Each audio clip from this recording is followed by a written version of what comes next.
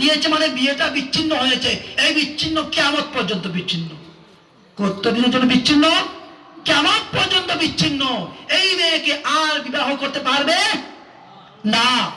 যদি বিয়ে করতে হয় একটা মাত্র রাস্তা, কয়টি বললাম? যেই মেয়েকে সে বিয়ে করে তালাক দিয়েছে, ওই তালাক প্রাপ্ত মেয়ে অন্য জায়গায় বিয়ে হবে। বিয়ে হওয়ার পর ওই দ্বিতীয় স্বামী যদি ওই মেয়েকে আবার তালাক দিয়ে দেয়, লম্বা করা শর্টে বললাম, আবার তালাক দিয়ে দেয়, তালাক দেওয়ার পরে যদি প্রথম স্বামী যদি আবার চায় বিয়ে করতে, আবার মোহর সাব্যস্ত করে নতুন রূপে বিয়ে হবে।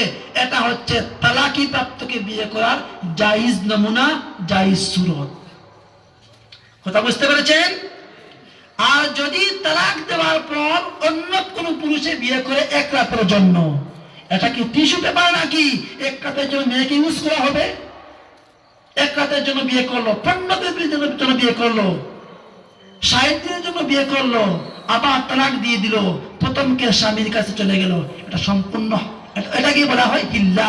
এটা সম্পূর্ণ ইসলাম অবৈধ। এটা কি বললাম? অবৈধ। এটা নারীর জাত, সম্মান দিয়েছেন নারী জাতকে আল্লাহ সুবহানাহু ওয়া তাআলা এবং আল্লাহ রাসূল সম্মান দিয়েছেন। এই সম্মান এই ব্যক্তিকে আমরা কি করি? তালাক দিয়ে দেই। তারপর 2 রাত 3 রাতের জন্য অন্য পুরুষের কাছে বিয়ে বসে আবার নিয়ে আসলে এটা বিয়ে হবে না, হবে না, হবে না। আপনি হবেন জানি, জিনাকার, মেয়েটাও হবে জিনাকার, তারপরে যত সন্তান জন্ম হবে সব জানির কাতারে নাম লেখাতে হবে।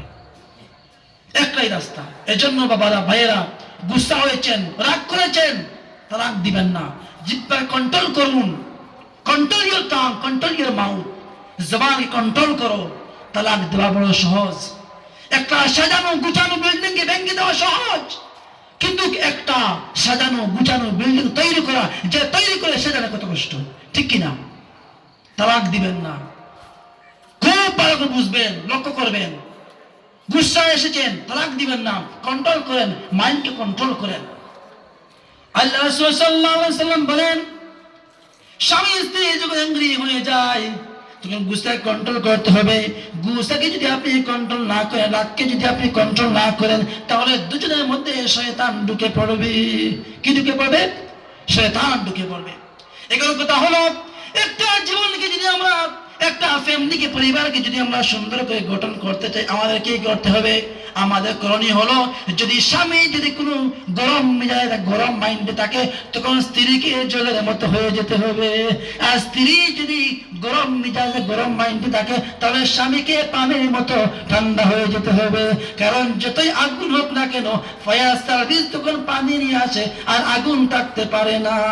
আমার বাবারা, ভাইয়েরা, আপনারা যখন গুসা করবেন, রাগ করে ফেলবেন, আর স্ত্রী নামক ঠান্ডা হয়ে যখন পানি ডালবে, আপনার গুসা থাকবে না।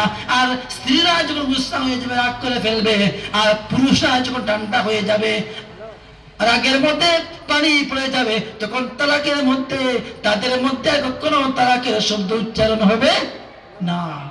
একদিকে গরম, একদিকে উঁচু, একদিকে নিচু, একদিকে উঁচু, একদিকে নিচু, আর সব যদি গরম গরম হয়ে যায়, আগুন তো লাগবেই, আগুন তো লাগবেই। খুব কন্ট্রোল করবেন। শেষের দিকে চলে আসছি। আমার প্রিয় বন্ধুরা, আল্লাহ রাসূল বলতেছিলাম, তাইফের জমিনের মধ্যে যখন তিনি দ্বীনে দাওয়াত নিয়ে গেলেন, তাইফের লোকেরা দ্বীনই কোনো অস্বীকার করলো। আর আগে বলেছিলাম, এত সুন্দর ছিলেন আমাদের রাসূল, আর রাসূলকে পাথর দিয়ে তারা মারা শুরু করে দেয়, পাথর দিয়ে মারা শুরু করে দেয়। বৃষ্টির মধ্যে যখন পাথরের বর্ষণ হয় আল্লাহ রাসূলের উপর, আল্লাহ রাসূলের দেহ থেকে এত সুন্দর চেহারা ফেটে রক্ত